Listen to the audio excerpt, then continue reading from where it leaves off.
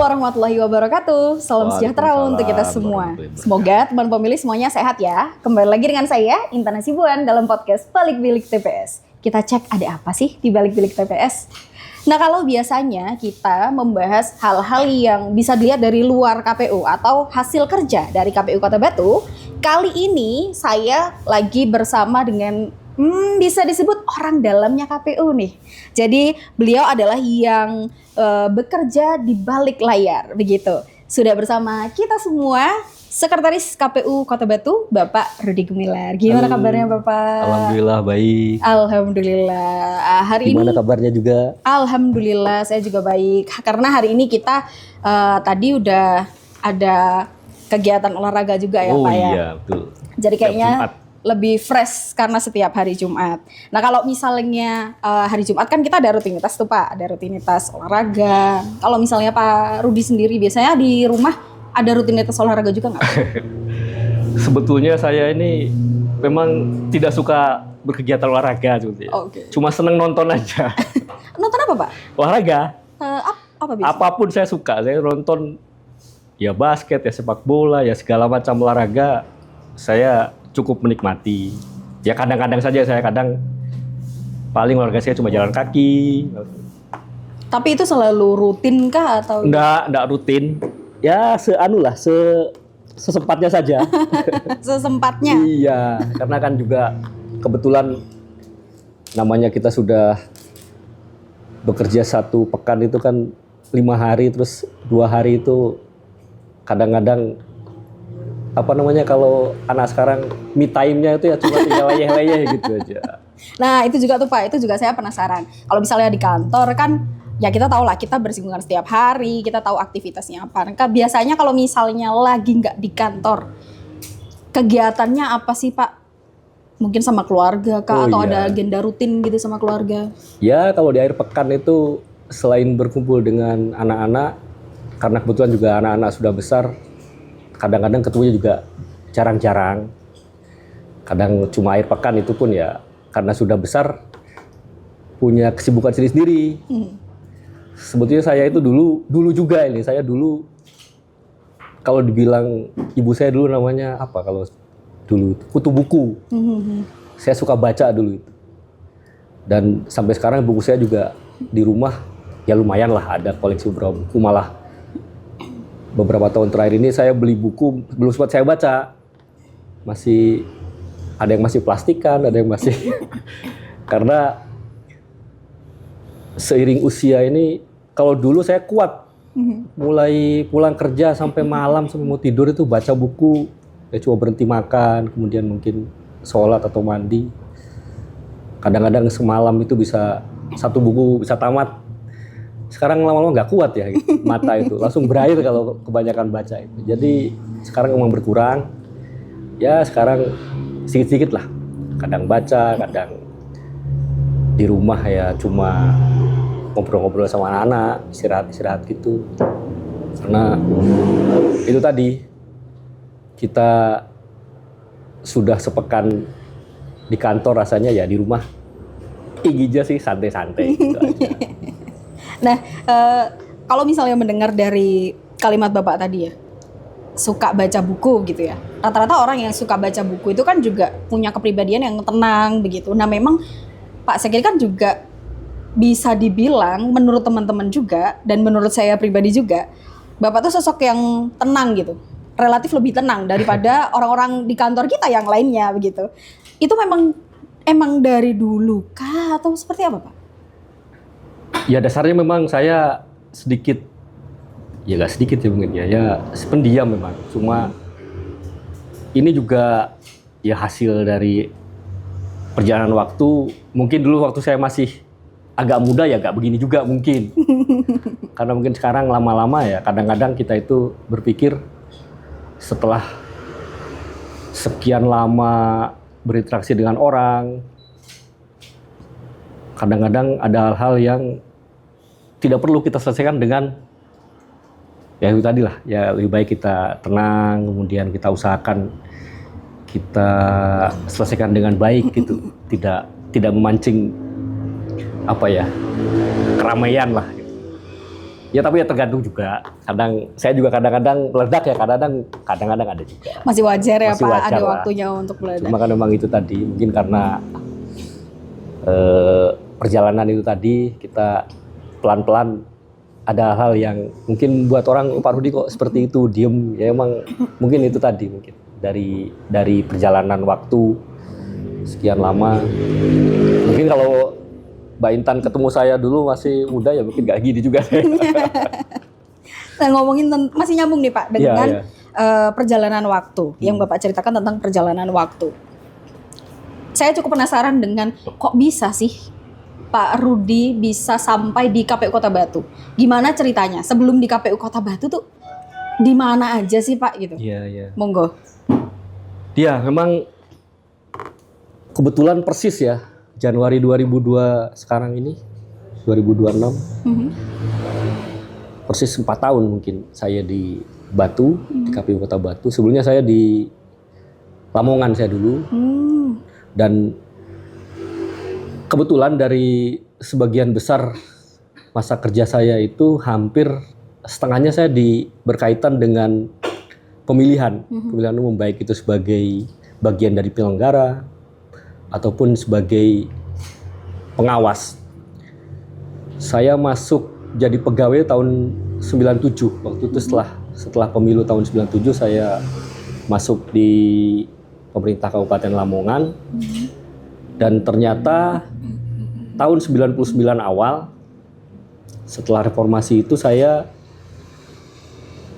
ditempatkan di dulu namanya kantor sosial politik dulu namanya. Kalau sekarang kantor Kesbang, kalau sekarang Badan Kesbang. Nah, kebetulan pada saat itu tahun 99 itu pemilu pertama masa reformasi ya kan. Nah, pada saat itu semua personil kantor Sospol itu otomatis menjadi bagian dari sekretariat kalau sekarang, sekretariat pemilu, sekretariat KPU. Dulu namanya masih panitia pemilihan daerah dulu namanya itu. Jadi waktu itu mungkin untuk mempercepat juga karena persiapannya sangat pendek waktu itu kan reformasi mulai itu pertengahan tahun 98, tahun 99 akhir mungkin pelaksanaan pemilu, saya masuk awal tahun 99, jadi persiapannya mungkin ya cuma 6 bulan mungkin. Ya disitulah saya mulai bersinggungan dengan masalah pemilu itu. 99, kemudian dibentuk KPU tahun 2002. Ternyata saya juga ditarik juga ke situ di KPU Kabupaten Lamongan zaman dulu itu tahun 2002. Kemudian sempat kembali ke Pemda tahun 2006 itu saya ditempatkan di kecamatan. Kebetulan juga pada saat itu ada pemilihan kepala desa serentak. Nah, sebagai pegawai kecamatan kita dimasukkan jadi tim pengawas. Jadi mungkin saya mulai pemilu 99 sampai sekarang ini yang tidak bersinggungan langsung itu cuma pemilu tahun 2019. Kalau pemilu-pemilu sebelumnya setelahnya itu insya Allah saya terlibat. Nah, kebetulan pada tahun 2022 saya pindah ke KPU dan ditempatkan di KPU Kota Batu ini. Ya sampai sekarang ini. Berarti lamanya malah di Lamongan ya Pak? Lamanya di Lamongan. Dulu saya masuk 97 sampai 2022 ya. Berarti ya sekitar berapa itu? 20 tahun lebih ya. Lamanya di Lamongan. Tapi di Lamongan pun ya itu tadi. Seringnya ya berkaitan dengan pemilihan. Jadi ya mungkin karena sudah terlalu sering di pemilihan, kok kayaknya saya lebih pas gitu ya bekerja berkaitan dengan kepemiluan. Oke. Tapi Bapak aslinya bukan Lamongan kan Pak? Oh bukan. Ya dulu kan sampai sekarang ya kan. Iya. Sebetulnya PNS ini kan sebagai perangkat bangsa. Sebagai perangkat bangsa, makanya sebetulnya kalau ya sama saja sih sekarang pun nggak ada. pegawai itu kan ditempatkan, jarang yang ditempatkan di tempat Kota asalnya. asal, Ya. ya. Dulu itu ya kita daftar di mana, ditempatkannya di mana. Ya. Kebetulan saya dulu dari Jawa Barat, saya dulu dari Kabupaten Garut sebetulnya. Kemudian ya dulu daftar pegawai juga sama dari sana, dari Jawa Barat. Ternyata ditempatkan di Jawa Timur. Penempatan pertama langsung di Jawa Timur. Penempatan pertama langsung di Kabupaten Lamongan, dulu, di pemerintah Kabupaten Lamongan.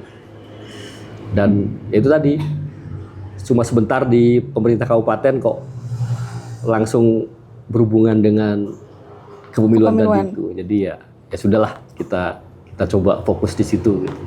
Tapi itu belum berkeluarga berarti ya Pak? Waktu pertama kali di Lamongan? Belum. Saya baru berkeluarga tahun berapa ya?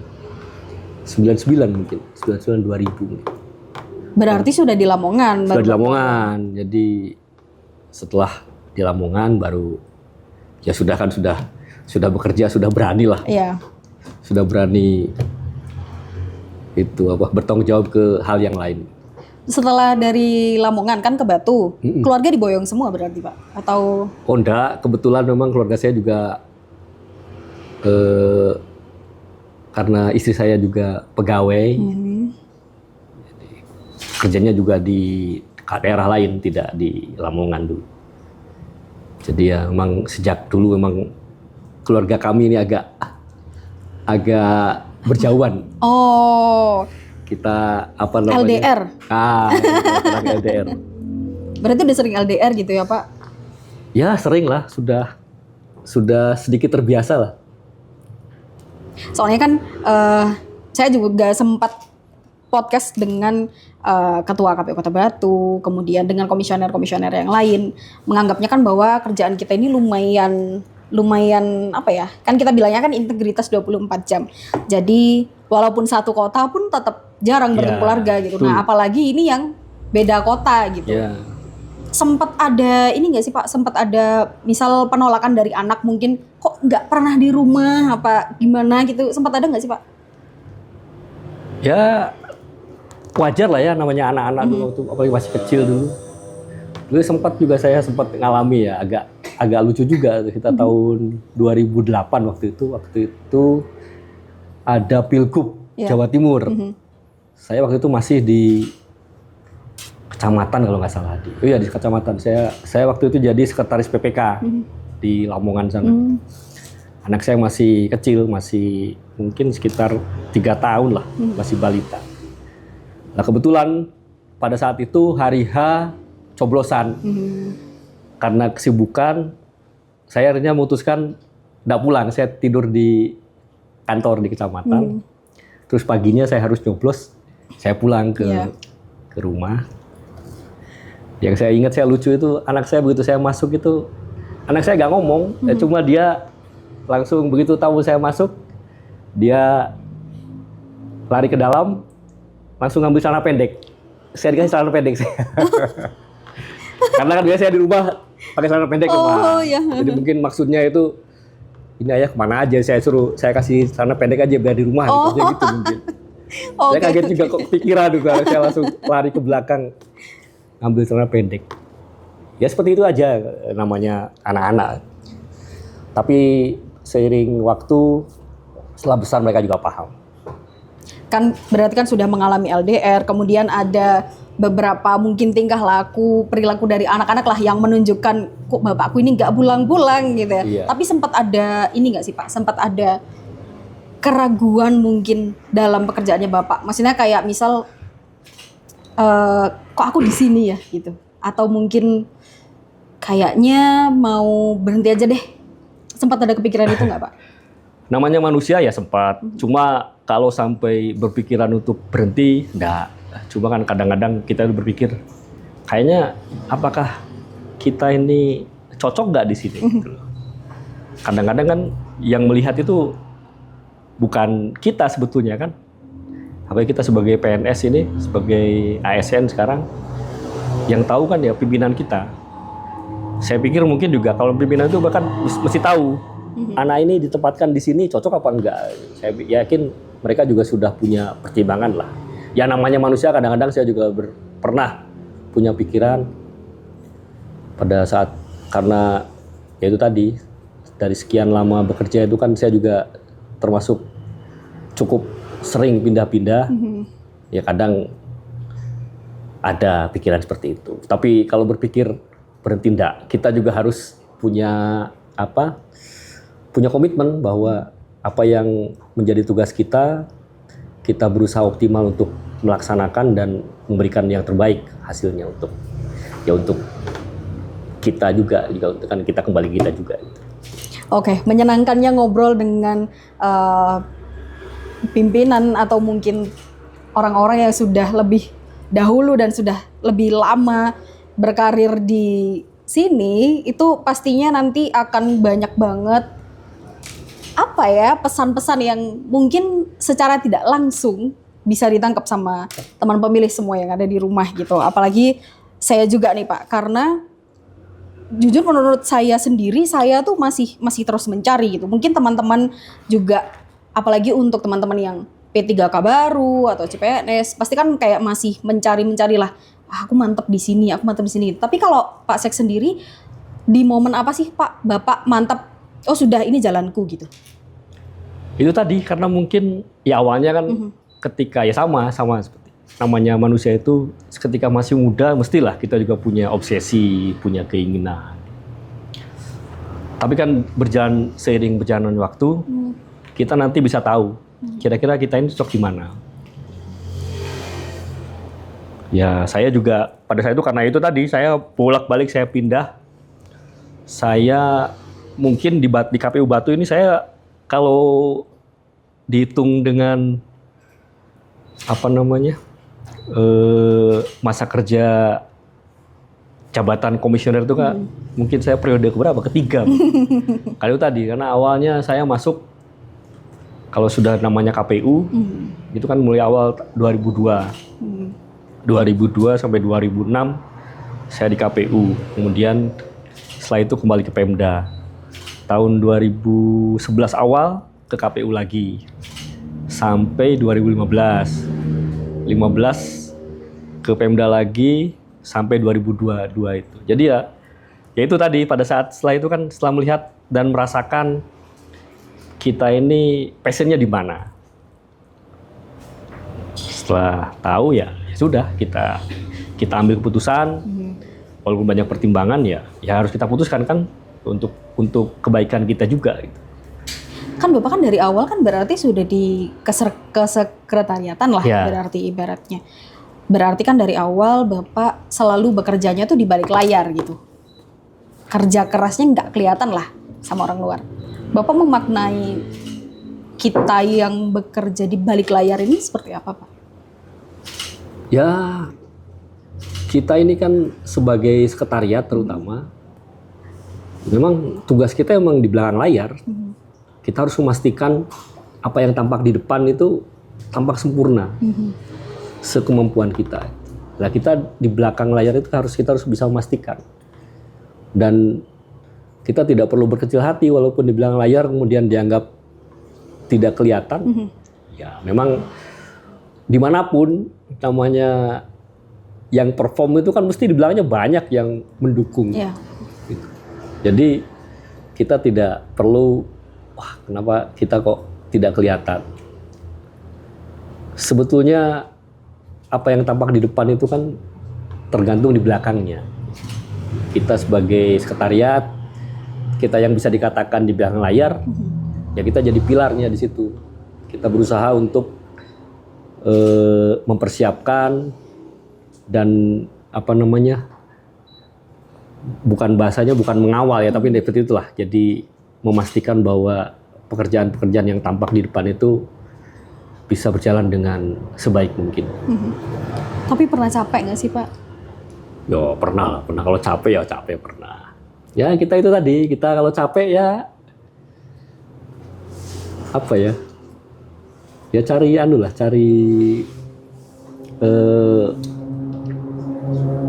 yang kita senangi dulu, sedikit-sedikit kita senangi. Mungkin ada yang suka membaca, suka mungkin nonton, apa suka apalah, kan banyak kesibukan yang bisa mungkin sedikit merefresh kita.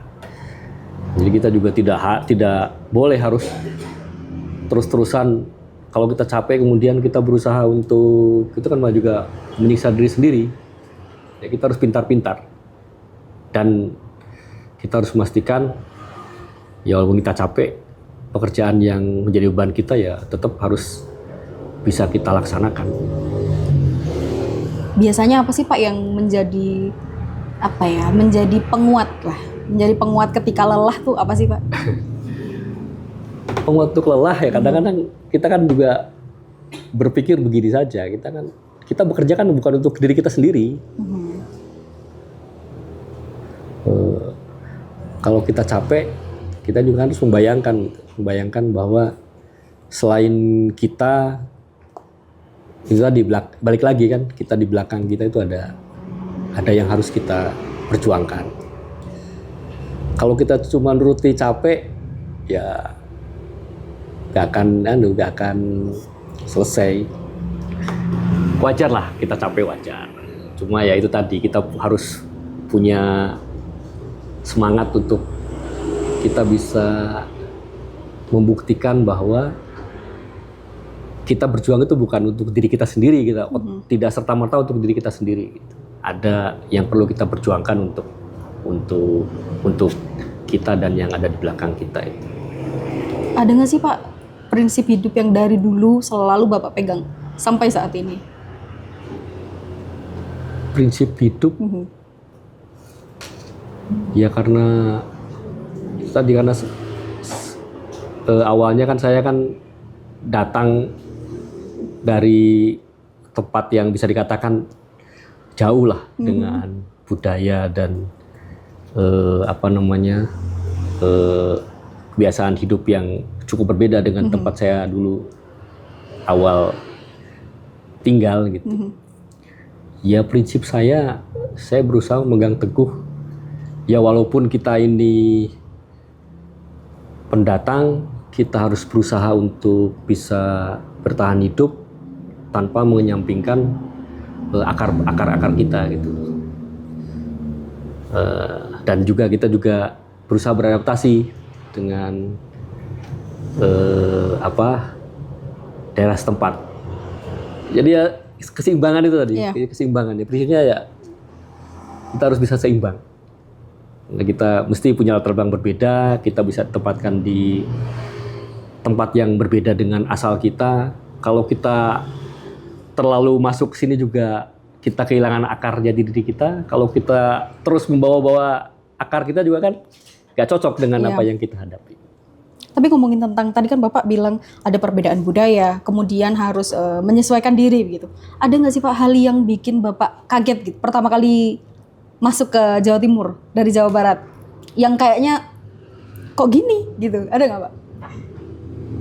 Mungkin masalah bahasa aja ya dulu. Dulu kadang-kadang iya masalah bahasa kan memang berbeda dulu. Bahasa awal-awal kan kita juga pada saat masuk itu ya cuma kadang-kadang saya itu khawatir saja gitu. Zaman dulu kan masih ada orang-orang sepuh itu kan kadang ngomong bahasa Indonesia tidak bisa. Mereka bisa bahasa Jawa. Ngomong dengan kita juga kadang-kadang nangkapnya cuma sepotong-sepotong. Kita khawatir aja gitu, apakah yang kita respon ini benar nggak gitu. Itu saja sih yang bikin kaget. Masalah lain saya kira karena kita masih di Indonesia dan pada saat kita kuliah juga sempat berhubungan dengan bergaul dengan teman-teman yang dari Jawa, dari luar pulau, ya dari se-Indonesia waktu itu. Malah waktu itu masih ada Timur kan, Timor Leste kalau sekarang. Ya masih ada juga dulu teman saya yang dari Timor Leste. Sehingga pada saat saya mulai bekerja ya, saya punya sedikit bekal lah. Pernah kita bergaul dengan orang dari berbagai suku sehingga begitu kita masuk ke tempat baru, kita tidak terlalu kaget.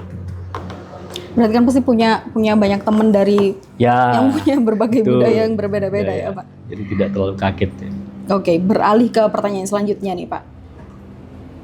Ini mungkin teman-teman yang nonton nih pasti penasaran nih, apalagi kalau pegawai KPU Kota Batu yang nonton nih pasti penasaran. Apakah ada hal kecil dari rekan-rekan kerja yang diam-diam sebenarnya paling Bapak hargai? Yang paling saya hargai yaitu kejujuran sama etos kerjanya, saya lihat. Etos kerja, karena kita sebagai pegawai, kita tentu punya banyak aturan yang harus kita ikuti. Saya sangat menghargai teman-teman yang bisa menghargai aturan itu, bisa mengikuti aturan itu seoptimal mungkin, semampu mungkin. Namanya manusia ya, kita kan juga tentu tidak bisa melakukan secara sempurna.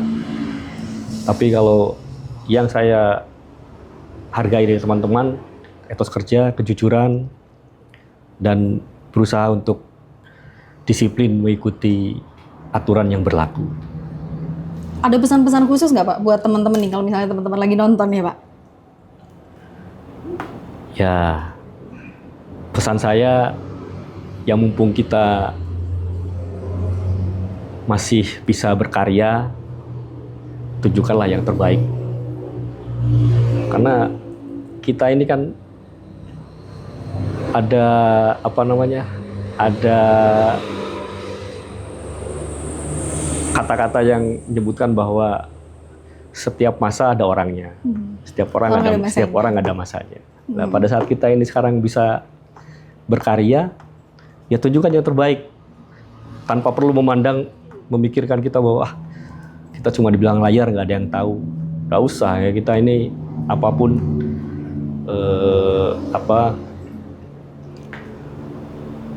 yang kita kerjakan itu tentu akan bernilai baik bagi diri kita sendiri, juga bagi orang lain. Ya, tentunya ya Tuhan juga tentu melihat apa yang kita kerjakan. Oke, pertanyaan terakhir Pak. Seperti biasa, saya selalu menanyakan pertanyaan ini kepada semua narasumber saya.